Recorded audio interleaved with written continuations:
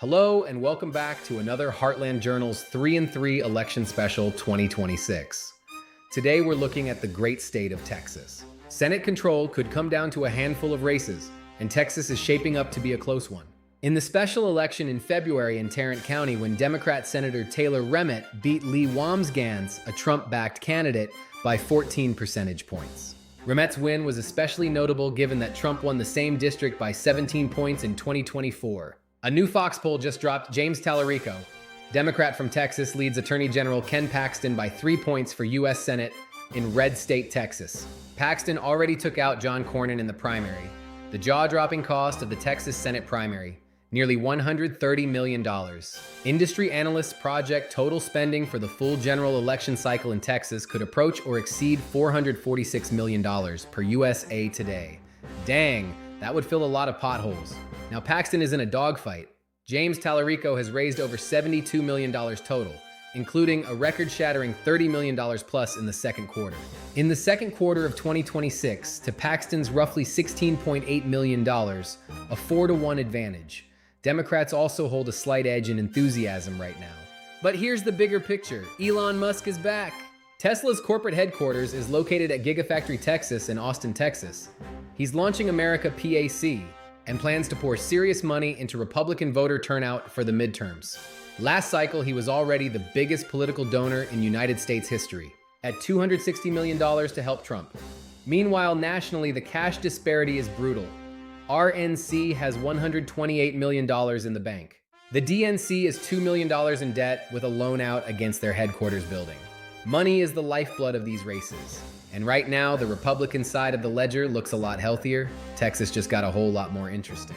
The Democrats got some help too. The League of Women Voters announced they have $50 million to hold data centers and polluters accountable. A Republican super PAC said they will spend $17 million to boost their candidate Michael Whatley, the former RNC chairman, for that North Carolina seat, to replace retiring Senator Thom Tillis.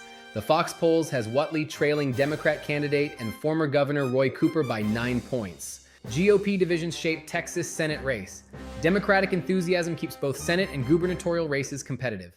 President Donald Trump won the Lone Star State by nearly 14 percentage points in 2024, but a new Fox News poll of Texas registered voters suggests this year's Senate race is far less settled.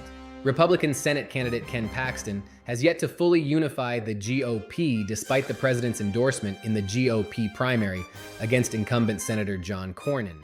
In addition, more voters are concerned Paxton lacks the character to serve than worry Tallarico is too extreme. And more Democrats than Republicans are extremely motivated to vote by 7 points and extremely interested in the midterms by 6. Those dynamics give Tallarico a 3-point edge over Paxton, 51% versus 48%, in the Senate contest within the survey's margin of sampling error. Tallarico's advantage in the race grows to 6 points among both extremely motivated and extremely interested voters. Some of Tallarico's best groups are black voters, moderates, voters under age 30, Hispanic voters, women, and voters with a college degree. Paxton is the choice among white evangelical Christians, white men without a college degree, rural voters, and voters ages 65 and older. Most independents, 68%, and virtually all Democrats support Tallarico, 98%, while fewer Republicans are unified behind Paxton, 89%. In part, that's because 1/4 of non-MAGA Republicans back Tallarico, 24%. Trump received a 55% favorable versus 44% unfavorable rating in the 2024 Texas Fox News Voter Analysis, FNVA, election survey. Today, those numbers have flipped. 45% favorable versus 54% unfavorable for a -9 net negative rating. Paxton garners a -6 net personal rating, 45% favorable versus 51% unfavorable, while Tallarico is in positive territory by 6 points, 49% versus 43%. Tallarico is more popular than the Democratic Party, while the GOP edges out Paxton. While both parties are viewed negatively, the GOP is underwater by only 2 points, 48% favorable versus 50% unfavorable, compared with the Democratic Party at -9, 45% versus 54%. Abbott has a net positive personal rating by a single point. Hinojosa is in positive territory by 11 points, although nearly 1 in 5 are unable to rate her. Texas last elected a Democratic governor in 1990, Ann Richards, a Democratic senator in 1988, Lloyd Bentsen, and a Democratic presidential candidate in 1976, Jimmy Carter. Part of current Governor Greg Abbott's edge comes from a touch more crossover support. 12% of Talarico supporters back Abbott, while 9% of Paxton supporters back Hinojosa. In the race for governor, incumbent Republican Governor Greg Abbott is favored by just 1 point over Democrat Gina Hinojosa. Hinojosa has the advantage among extremely motivated and extremely interested voters. More than half of Hispanic voters view Talarico, 57% favorable, Hinojosa, 53%, and the Democratic Party, 53%, positively, while more than half have negative views of Paxton, 56% unfavorable, Abbott, 56%, Trump, 61%, and the Republican Party, 59%. By 20 points, more Hispanic voters are concerned that Paxton lacks the character to serve than feel Talarico is too extreme. Talarico acknowledged that some of his previous statements missed the mark and expressed regret for them. However, he also accused the Paxton campaign of intentionally clipping and resurfacing these cringy comments out of context to distract voters from Paxton's own legal and political record.